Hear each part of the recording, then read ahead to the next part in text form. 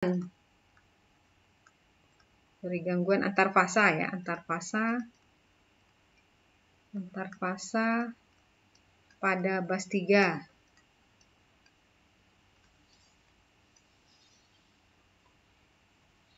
Hitung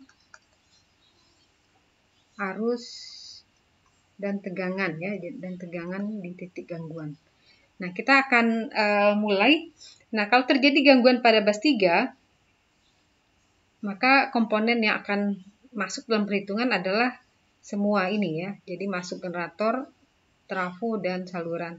Dan kemudian kalau gangguannya antar fasa, maka hubungan antara komponen urutan itu menjadi paralel antara urutan positif dan urutan negatif. Sedangkan urutan 0 tidak masuk. Jadi rangkaian urutan 0 itu hanya berperan jika gangguannya melibatkan tanah. Jadi kalau antar fasa itu tidak melibatkan tanah, maka rangkaian urutannya tidak memasukkan komponen urutan 0. Jadi kalau kita gambar rangkaian urutan kita, ini rangkaian urutan positif,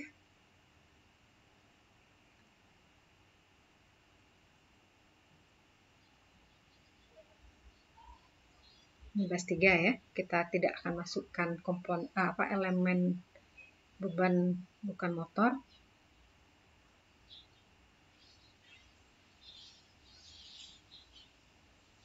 Ini bus 3.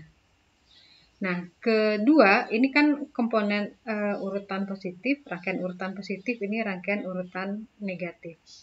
Nah, hubungan antara keduanya terhubung seri begini. Di titik gangguan itu akan terhubung juga secara langsung. Jadi ini bus 3 ya, ini bus 3.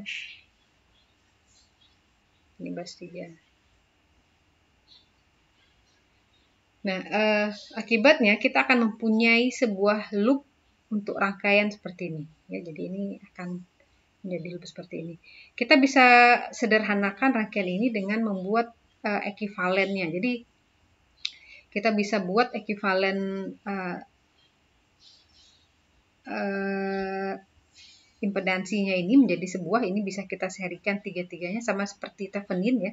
Kita serikan tiga-tiganya, kemudian impedansi Thevenin di titik ini kita bisa anggap 1 per unit juga. Jadi kalau kita gambar, ini akan lebih sederhana.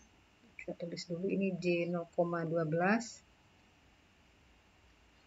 J0,1, J0,1, J0,12,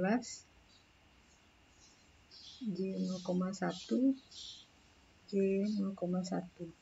Nah, totalnya ini jadi 0,12 tambah 0,1 tambah 0,1 menjadi 0,32. Jadi kita bisa gambar ekivalen Theveninnya menjadi ini tegangan E-nya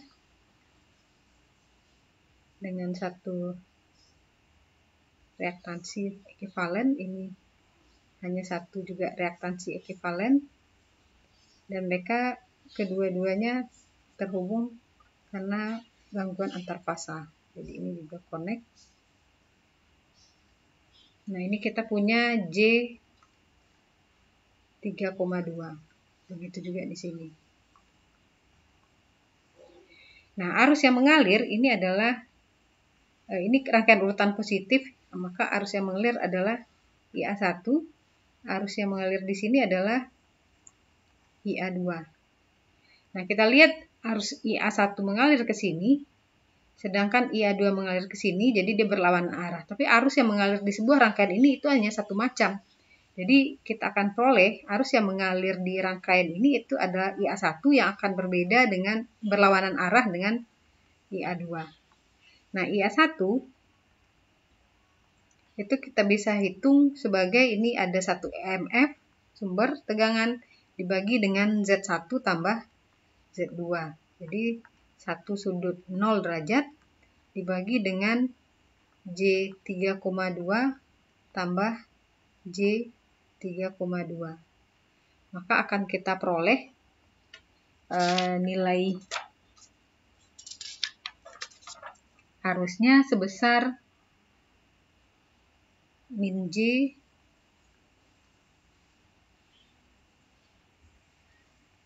1,5625.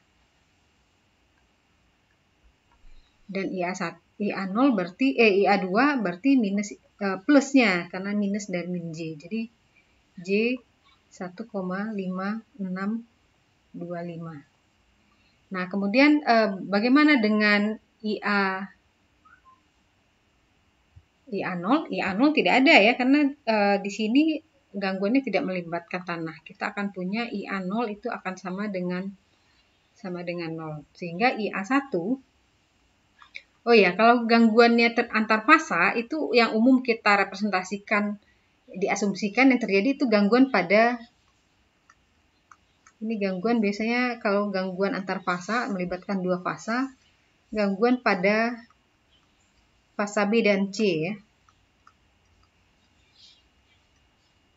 Fasa B dan C ya. Jadi otomatis semua arus akan pergi ke fasa B dan C dan arus di fasa A akan 0 ya. Jadi ini kita buktikan ya. Coba kita lihat IA sama dengan IA1 tambah IA2 tambah IA0. IA1 sama dengan min J 1,5625. Kemudian IA2 sama dengan J 1,5625.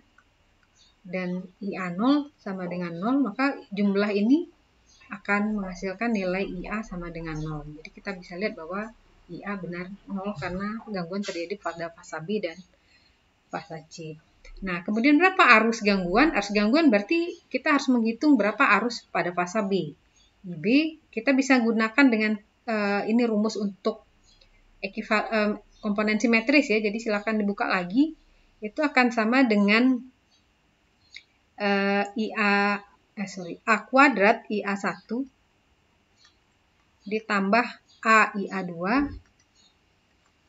ditambah IA0. Silakan rumus ini ada di bab komponen simetris ya. Ini rumus standar untuk merubah ke fasa B dari IA, komponen IA ya, komponen urutan IA. Nah, A kuadrat itu kita tahu satu sudut 240 derajat. Kemudian kita dikali dengan IA1 yaitu min J 1,5625. Kalau kita rubah ke dalam bentuk sudut itu menjadi 1,5625 dalam bentuk polar minus 90 derajat ya. Nah, ditambah dengan A kali IA2, A itu satu sudut 120 derajat. Kemudian IA2 ini 1,5625 sudut 90 karena J ya. Jadi kali 1,5625 sudut 90 derajat. Nah, kemudian ditambah dengan IA0. IA0 itu sama dengan 0 ya. Sehingga kita bisa selesaikan ini sudutnya bisa ditambahkan jadi 1,5625 sudut berapa 240 dikurang 90, maka akan kita peroleh 150 di sini. Kemudian yang ini menjadi 1,5625, 120 tambah 90 menjadi 210 tambah 0 ya. Kalau kita selesaikan, maka akan kita peroleh hasil akhirnya sebesar minus 2,706 PU. Ya, silahkan dicek. Nah, kemudian untuk fasa C, kita juga bisa hitung rumusnya adalah AIA1. Ini dalam teori komponen simetris juga. A kuadrat IA2 ditambah IA0.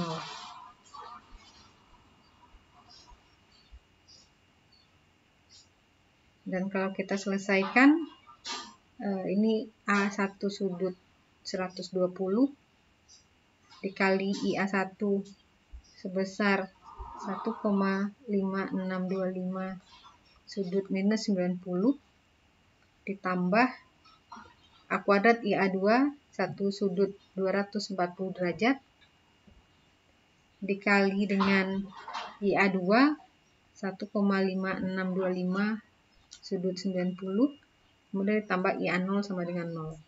Kalau kita selesaikan akan kita peroleh arus pada fasa C sebesar 2,706 PU.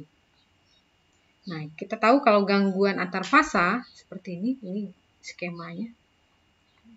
Ini kalau ini fasa A, fasa B, fasa C, gangguan antar fasa berarti fasa B dan C yang terhubung. Jadi arus akan mengalir ke sini. Ini juga akan mengalir ke sini.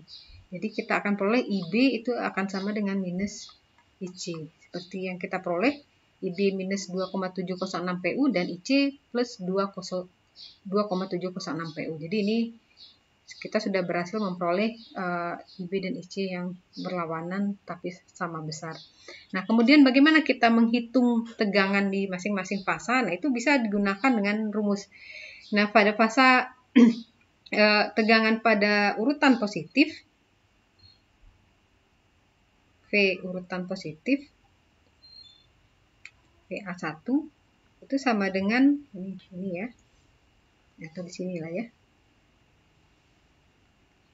VA1 dan ini nanti VA2,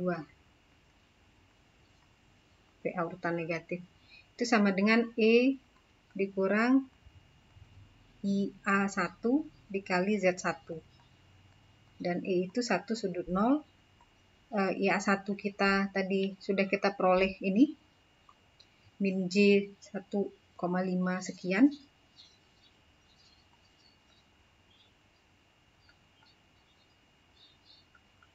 dikali dengan Z1 kita 3,2 ya, 3,2 J 3,2 dan ini tinggal diselesaikan, kita akan peroleh nilainya sebesar J 0,32 PU ya. Ini untuk VA1. Kemudian untuk VA2 sini kita selipkan di sini ya. Untuk VA2 itu akan sama dengan minus IA2 dikali Z2 sama dengan IA2 itu J1, minusnya berarti min J1,562 dikali dengan Z2. Z2-nya J3,2.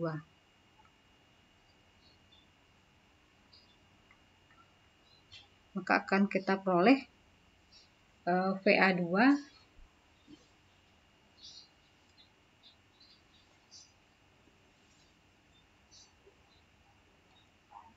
Oh ya, VA2 itu ya silakan dihitung ya, tapi hasilnya nanti karena ini seri, ini paralel dengan ini ya, sama persis sama, maka tegangan di sini akan sama dengan tegangan di sini ya. Jadi kita akan peroleh bahwa VA2 akan sama dengan VA1.